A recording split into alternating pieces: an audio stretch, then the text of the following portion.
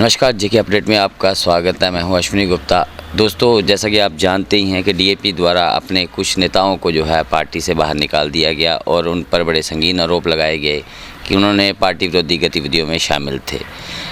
जिन नेताओं को बाहर निकाला गया उनमें जो हमारे साथ यहाँ पर मौजूद हैं डॉक्टर मनोहर लाल शर्मा, इनको भी डीएपी द्वारा जो है पार्टी से निकाल दिया गया। अब क्यों निकाला गया, ये आरोप इतने संगीन आरोप क्यों लगाए गए हैं, इसी पर बात करेंगे हमारे साथ डॉक्टर मनोहर लाल जी। डॉक्टर साहब, ये बताएं कि जो आरोप आप पर लगाए गए और आपको पार्टी से बाहर किया गया, वो कितनी सच्चाई है उनमें? देखिए, जो व्यक्ति सुबह से शाम तक, सुबह उठते और शाम को 2 बजे तक पार्टी और संगठन के लिए काम करता है और गांव से लेके विधानसभा, ब्लॉक, डिस्ट्रिक्ट और प्रोविंस लेवल पे जगह जगह कोनों में जाके हर वक्त 24 घंटों में से 18 और एक्टिव रखता है पॉलिटिक्स में, उस पर ऐसे आरोप लगाए तो अन्याय होगा।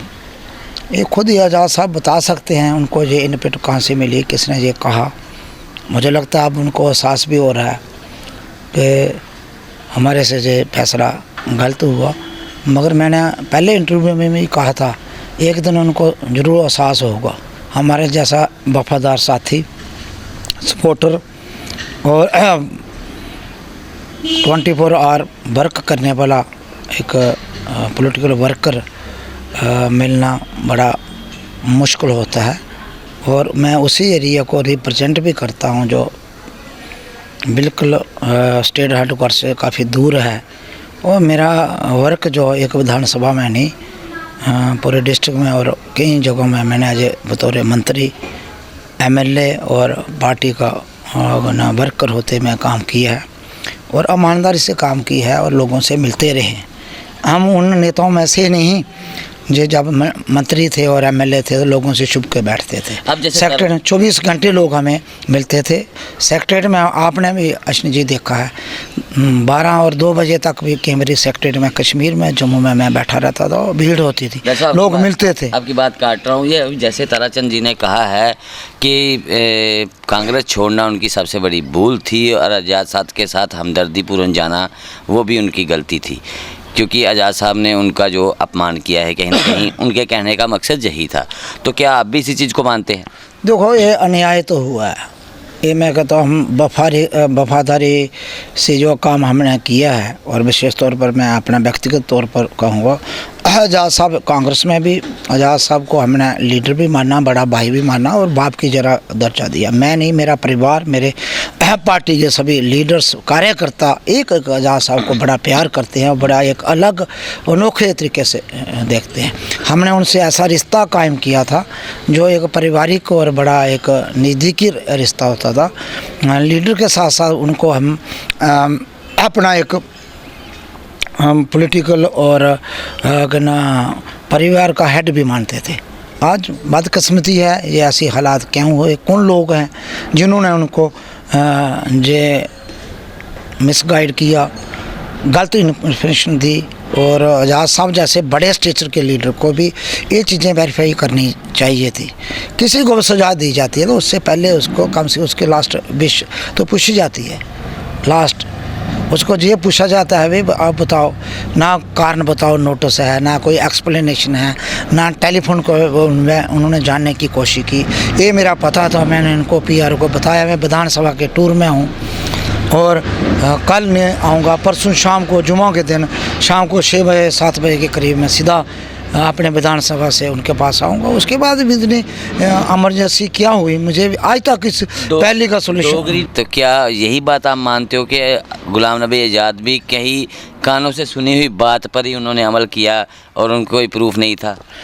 आज़ाद साहब बहुत बड़े लीडर हैं, मैं उनकी शान में कोई ऐसी बात कभी नहीं कहूँगा। मैंने कहा उनके साथ थे तभी रिस्पेक्ट करते थे, आज बाहर हैं आज भी रिस्पेक्ट करते हैं और कभी सियासी रास्ते अलग भी हो गए हैं, उन्होंने किया, हमने नहीं, उन्होंने चुना, फैसला किया, हमें अलग कर दिया, तब भी उनकी रिस्पेक्ट रहेगी। उनकी शान में मैं कोई बात नहीं कहूँगा।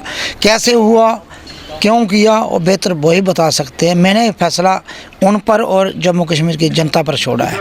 हमारी कहीं गलती होगी, जनता हमें सजा दे, और उन्होंने कोई गलत फैसला दिया होगा तो जनता जरूर उनको भी सवालिया निशान लगाएगी। कहीं ना कहीं जनता की अदालत में ये चीज़ें जाती हैं। हम पॉलिटिकल वर्कर हैं और लोगों में रहते हैं। मैं ये कहता हूँ बहुत वफाई की है हमने, और हमारे वफादार होने का जो सर्टिफिकेट हमें मिला है वो बड़ा ही दर्दनाक है और दर्द देता है। जख्म दिए हैं उसने, उसमें ये कह सकता हूँ जब भी मैं सोचता हूँ मेरे लोग जो मुझे प्यार करते हैं, हज़ारों लोग मेरे विधानसभा के प्रदेश में बतौर मंत्री और एमएलए जो हमने काम किया, बतौर एक पार्टी का वर्कर होते काम किया, वो बड़े प्यार और मोहब्बत से देखते हैं।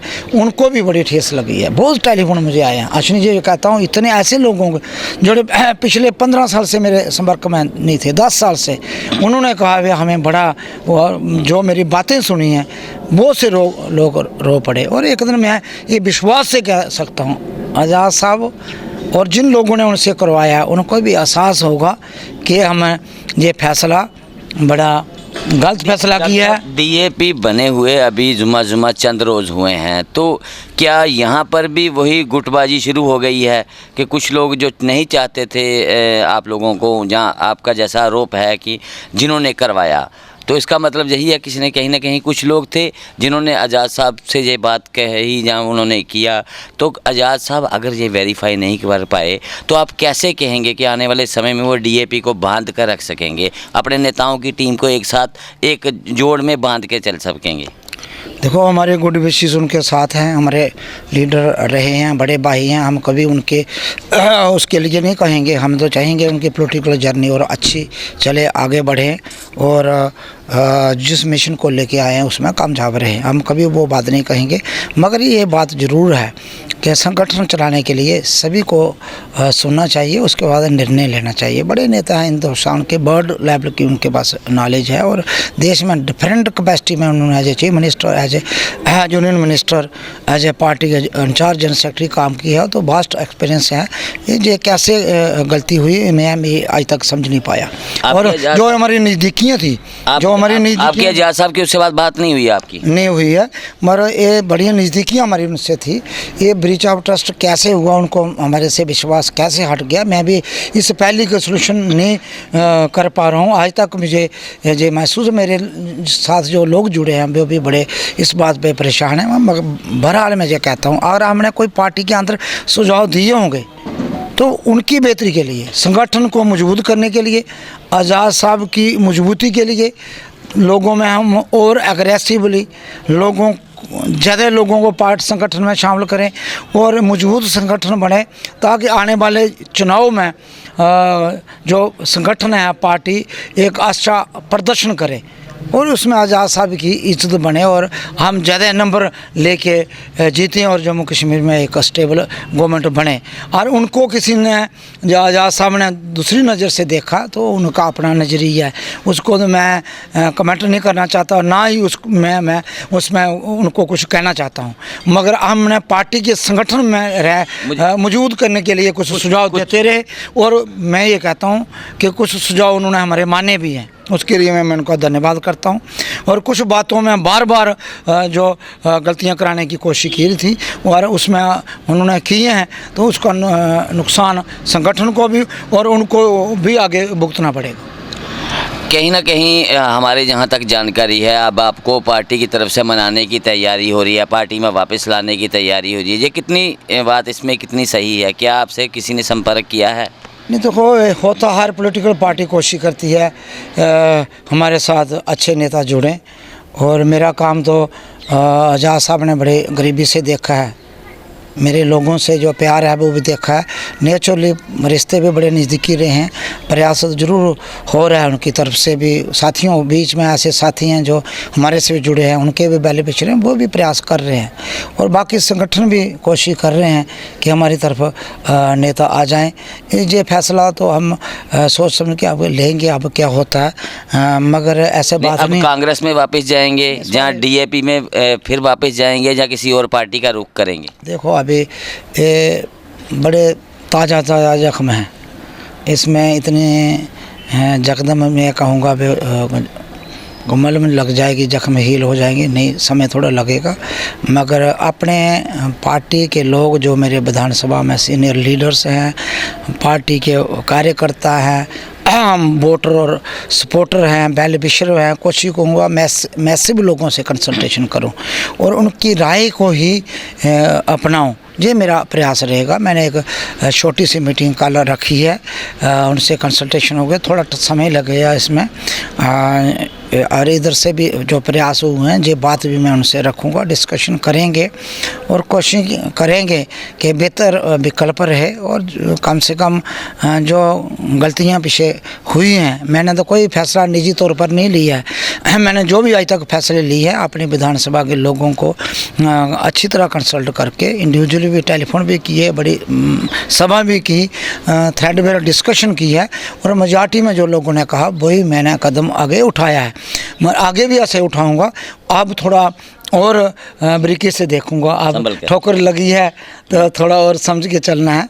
मगर ये बात नहीं, आज़ाद साहब की तरफ हमारे कहना जो रिश्ते हैं, प्यार है, वो बना रहेगा। कभी भी सियासी रास्ते हो सकता अलग हो सकते हैं कि उन्होंने फैसला किया है तो उनका फैसला हमने सिर झुका के तस्लीम किया है।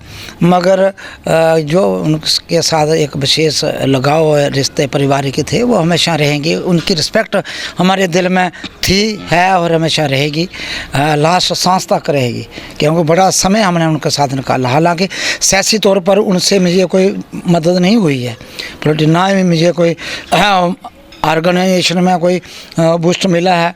मेरी कैपेसिटी, मेरी क्वालिफिकेशन, मेरी ऑनेस्टी, डेडिकेशन के मुताबिक गवर्नमेंट में भी कभी प्लेस नहीं मिला है। मगर मेरी जो एक कमिटमेंट उनके एक अच्छे नेता होने के बावजूद उनके प्रति रही है, मैंने ईमानदारी से, वफादारी से, डेडिकेशन से, निष्ठा से, दिल और दिमाग को पूरा लगन से लगा के मैं, मेरे परिवार और मेरे पार्टी के जितने लीडर्स हैं, विधानसभा आज तो मैं एमएलए मिनिस्टर रहा हूँ, प्रोविंस में भी कोई ऐसी विधानसभा नहीं होगी जहाँ 2-4 लोग मेरे साथ जुड़े नहीं होंगे और मेरे साथ खड़े रहे हैं। मैं ये कहता हूँ जैसे मुझे निकाला, मैं सबसे बड़ा धन्यवाद जो सीनियर एडवोकेट हैं महेंद्र भारद्वाज जी का करूँगा। उन्होंने सबसे पहली कॉल उनकी मुझे आई, कहता ये जो फैसला है ये टोटली अन्याय है और उस व्यक्ति को जिसको मैं क्लोजली नज़दीकी से जानता हूँ वो उसके ख़िलाफ़ किया है, मैं आपके साथ हूँ। उन्होंने टेलीफोन करके मुझे कहा और मेरे साथ प्रेस कॉन्फ्रेंस में खड़े रहे। मैं हमेशा उनका आभारी रहूँगा। ये भी एक पॉलिटिक्स में एक इम्तिहान होता है, कई बार बड़े अपने नज़दीकी साथी जिनके लिए आप लड़ते हो, संघर्ष करते हो, संगठन में भी अपने नेता से भी उनको प्लेस बनाने के लिए वो भी अपने रास्ते अलग बना देते हैं। भारद्वाज साहब के साथ मैं खड़ा जरूर रहा, मगर ये कहें कि पॉलिटिकल कहीं मैं और उनको कोई प्लेस दिला पाया वो नहीं। वो उन्होंने अपना मकाम अपनी मेहनत से, अपनी काबिलियत से बनाया है। मगर जिस तरीके से उन्होंने मेरे साथ खड़े रहे हैं, मैं उनके इस जज्बे को, उनकी जो हमदर्दी है उसको मैं सलूट करता हूँ कि चैनल के माध्यम से। और मैं ये कहता हूँ, मैं ईमानदारी से, मैं अच्छे लोगों को, मैं पढ़े लिखे लोगों को, मैं देश और प्रदेश की बेहतरी के लिए, उन्नति के लिए जो लोग पॉलिटिक्स में आते हैं, जो युवा साथी हैं, मैं हमेशा उनकी मदद करता हूं।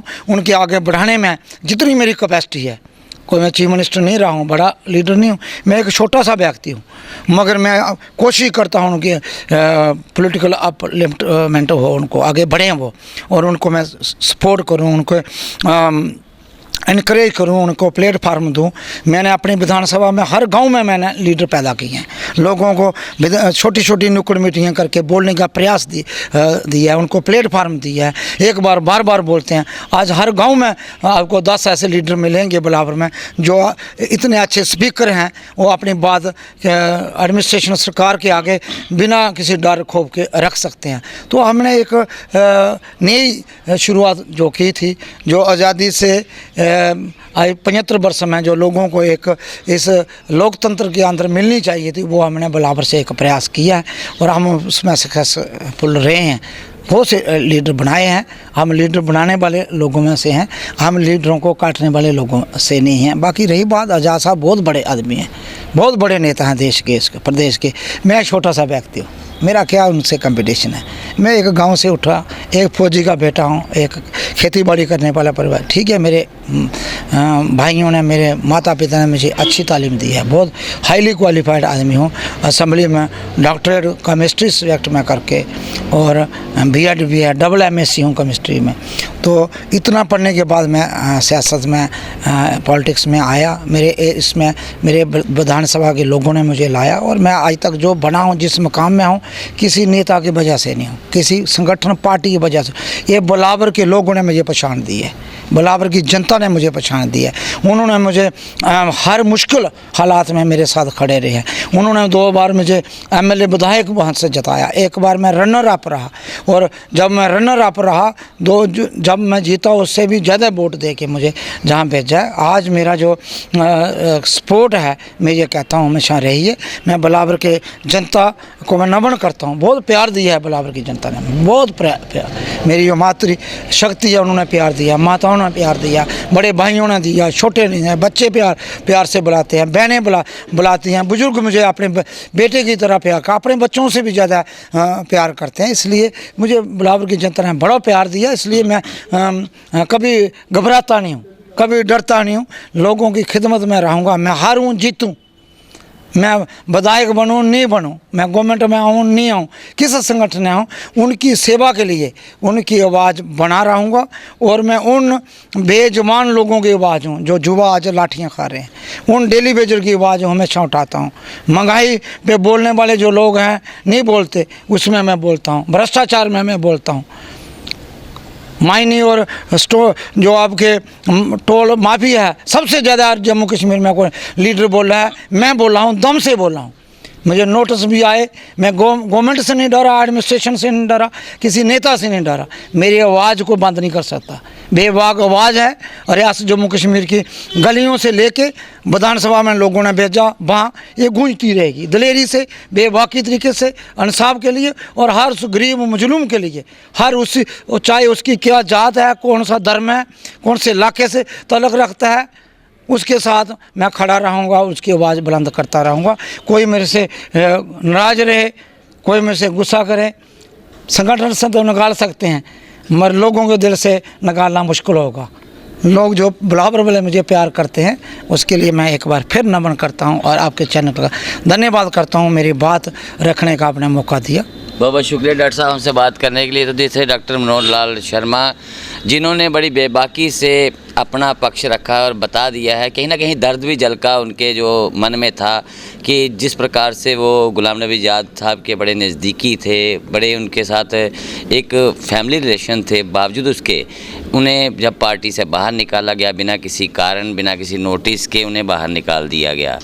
तो अब नई पार्टी में जाना, या इसी पार्टी में वापस आना, या कांग्रेस में फिर वापस जाना, उसे लेकर उनका यही कहना है कि अभी जख्म ताज़ा है, इन्हें भरने में वक्त लगेगा। कहीं ना कहीं वो चाहते हैं कि वो अपने जो विधानसभा के लोग हैं उनके साथ मीटिंगें बैठ के करें, अब निर्णय उनसे लें कि उन्हें आगे क्या करना चाहिए। क्या उन्हें एक बार फिर से निर्दलीय के रूप में मैदान में उतरना चाहिए, जहाँ फिर से किसी पार्टी का दामन थाम लेना चाहिए। तो देखेंगे ये वक्त के साथ। लेकिन इसी बीच खबर ये भी आ रही है कि इन्हें मनाने की तैयारियां जो है वो डीएपी द्वारा शुरू कर दी गई हैं और डीएपी के नेता इनके साथ लगातार संपर्क भी साधे हुए हैं। तो मुझे अश्विनी गुप्ता को, कैमरामैन शमी थापा के साथ दें इजाज़त। आप जुड़े रहें जेके अपडेट के साथ।